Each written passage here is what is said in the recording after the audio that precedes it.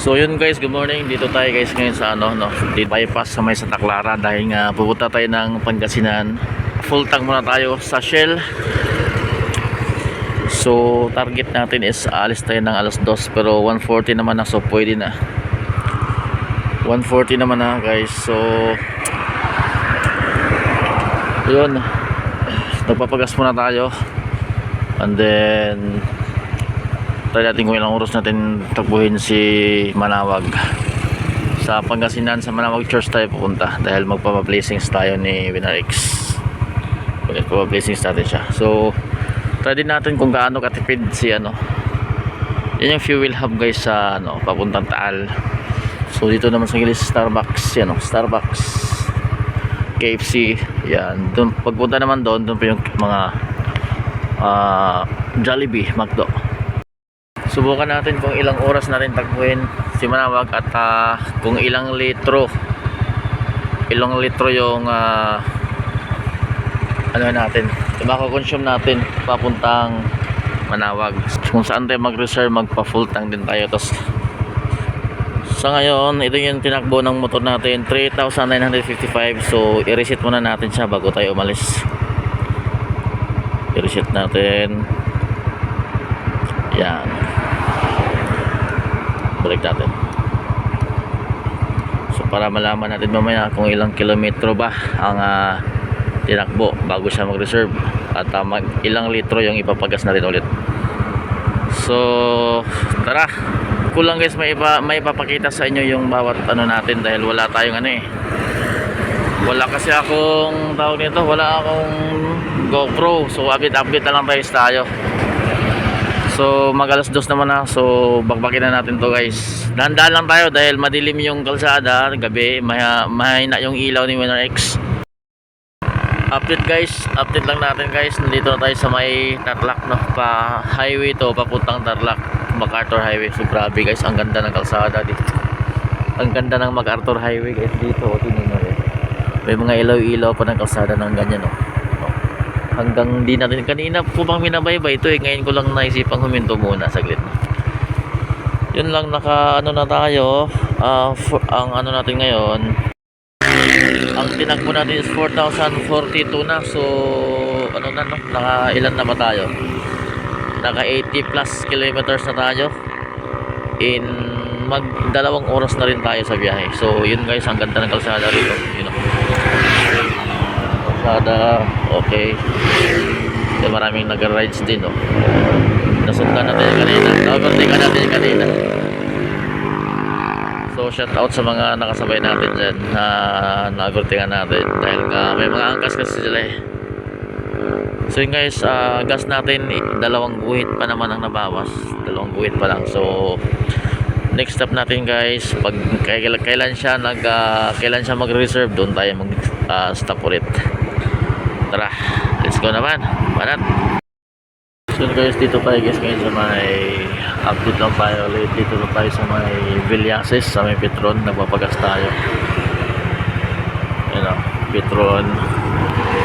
Update ko lang kayo guys sa natin sa gas, tawag ito. Nag full tank tayo pag alis ng Santa Maria, and then yun dito, kung natandaan nyo, ang tinakbo natin dun is 3,955. Tapos ngayon tingnan nyo, 4,000 na siya, 4,107. So nagpapagas tayo guys. 3.1 liters yung naidagdag natin para ma-full tank ulit, and then ang tinakbo niya is 152 kilometers yung tinakbo niya sa 3.1.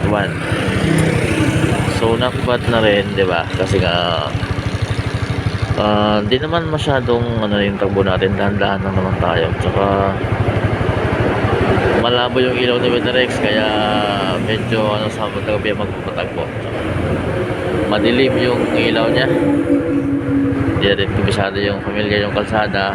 Siyempre diba, alam namin yung MacArthur, pero in fairness ang ganda ng MacArthur Highway dito sa may Tarlac, papunta na dito sa may ang haba ng, ang ganda ng kalsada. Siguro na sa mga 30 plus kilometers.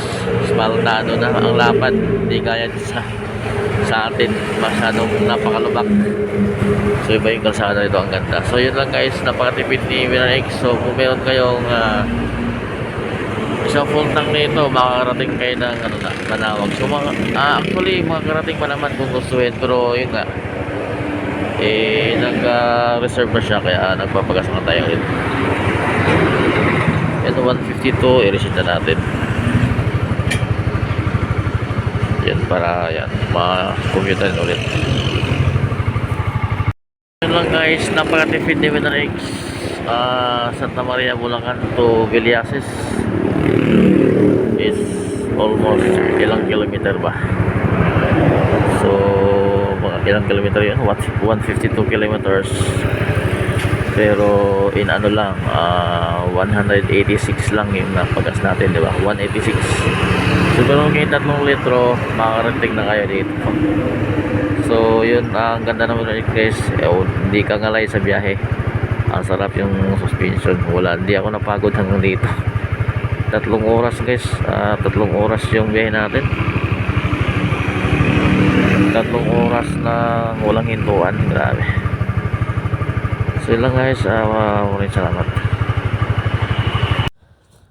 So yun guys, dito na tayo sa loob at nakarating na nga tayo dito sa Manawag, at dito na nakapila na tayo, at maraming sasakyan ngayon dahil nga linggo.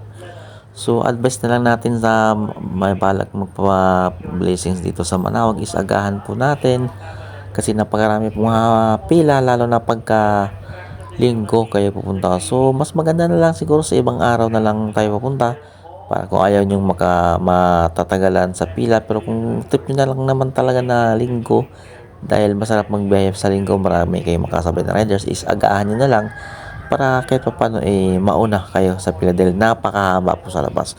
So yun lang guys, sana po i-like at follow na rin sa ating channel para updated po kayo sa ating susunod mga video na gagawin kasama po si Winner X. Maraming salamat guys. You may travel in peace and safety and arrive at your destinations. This we ask through Christ our Lord.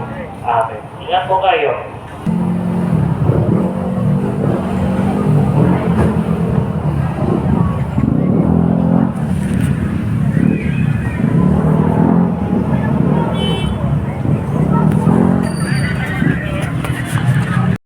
Back to the heavenly kingdom.